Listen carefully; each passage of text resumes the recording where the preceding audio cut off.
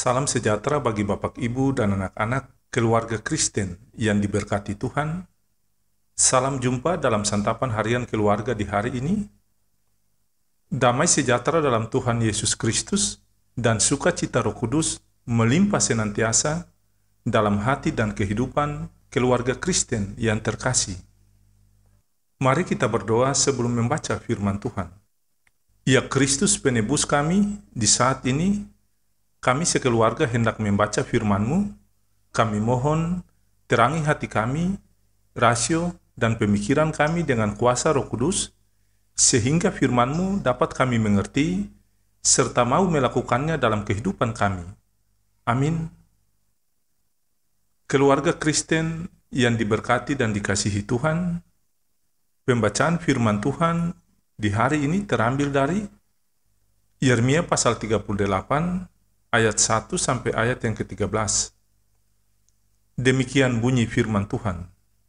Tetapi Sefaca bin Matan, Gedalia bin Pasyur, Yuhal bin Selemia, dan Pasyur bin Malkia mendengar perkataan yang tidak henti-henti diucapkan oleh Yeremia kepada segenap orang banyak itu. Beginilah firman Tuhan, siapa yang tinggal di kota ini akan mati karena pedang, karena kelaparan, karena penyakit sampar. Tetapi siapa yang keluar dari sini mendapatkan orang Kasdim, ia akan tetap hidup, nyawanya akan menjadi jarahan baginya, dan ia tetap hidup. Beginilah firman Tuhan, kota ini akan pasti diserahkan ke dalam tangan tentara Raja Babel yang akan merebutnya. Maka berkatalah para pemuka itu kepada raja, baiklah orang ini dihukum mati. Sebab sebenarnya dengan mengatakan hal-hal seperti itu, maka ia melemahkan semangat prajurit-prajurit yang masih tinggal di kota ini dan semangat segenap rakyat. Sungguh orang ini tidak mengusahakan kesejahteraan untuk bangsa ini, melainkan kemalangan. Raja Sedekia menjawab, baiklah, ia ada dalam kuasamu, sebab raja tidak dapat berbuat apa-apa menentang kamu.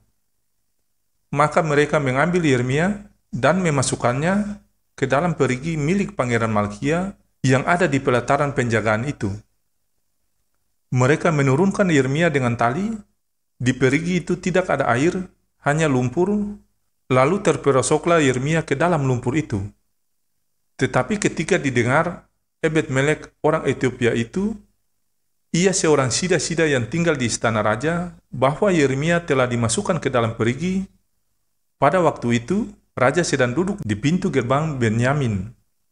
Maka keluarlah Ebed-Melek dari istana raja itu lalu berkata kepada raja, "Ya tuanku raja, perbuatan orang-orang ini jahat dalam segala apa yang mereka lakukan terhadap Nabi Yeremia, yakni memasukkan dia ke dalam perigi, ia akan mati kelaparan di tempat itu, sebab tidak ada lagi roti di kota."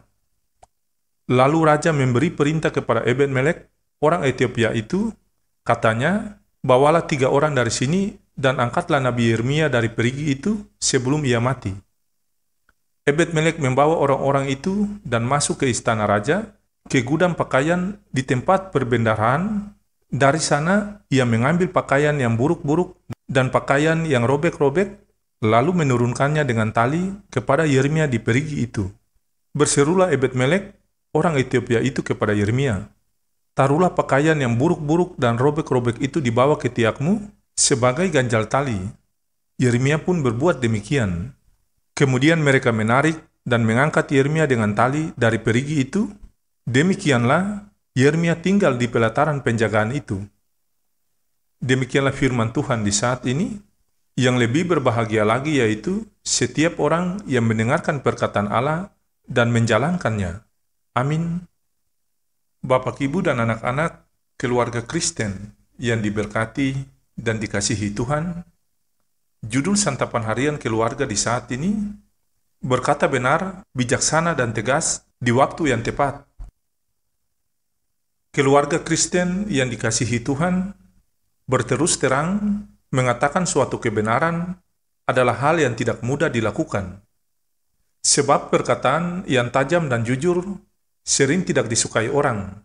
Banyak orang khawatir akan risiko yang dialami jika ia berkata dan bertindak benar. Hari ini, kita diperhadapkan dengan sikap orang-orang yang dipanggil dan diutus Allah untuk menyatakan suatu kebenaran di tengah masyarakat. Yang pertama adalah sikap Yeremia ketika menghadapi perilaku hidup dari para pemimpin Yehuda dan Yerusalem yang melakukan banyak ketidakadilan dan kejahatan. Yeremia dengan tegas menegur dan menyampaikan penghukuman Allah. Tetapi sikap Yeremia berakibat buruk pada dirinya. Ia ditangkap dan dimasukkan dalam perigi lumpur. Keluarga Kristen yang dikasihi Tuhan, sebagai seorang raja, Sedekia tidak berani mengambil keputusan yang tegas di hadapan para pemuka dan membiarkan Yeremia dihakimi oleh para pemuka itu. Padahal raja tahu bahwa apa yang dikatakan oleh Yeremia adalah benar. Rupanya Sedekia takut jika ia kehilangan jabatannya sebagai raja.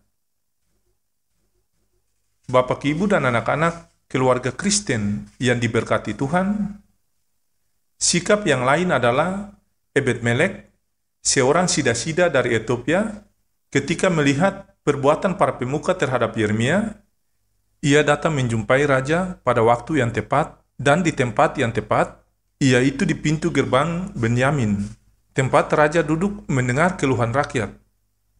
Dengan bijaksana, Ebed-Melek berbicara dan mempengaruhi raja untuk melihat perbuatan jahat yang dilakukan terhadap Yeremia.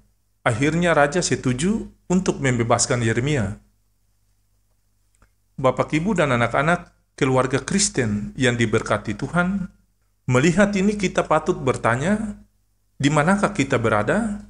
Bagaimana sikap kita menghadapi persoalan kejahatan dan ketidakadilan yang terjadi di sekitar kita?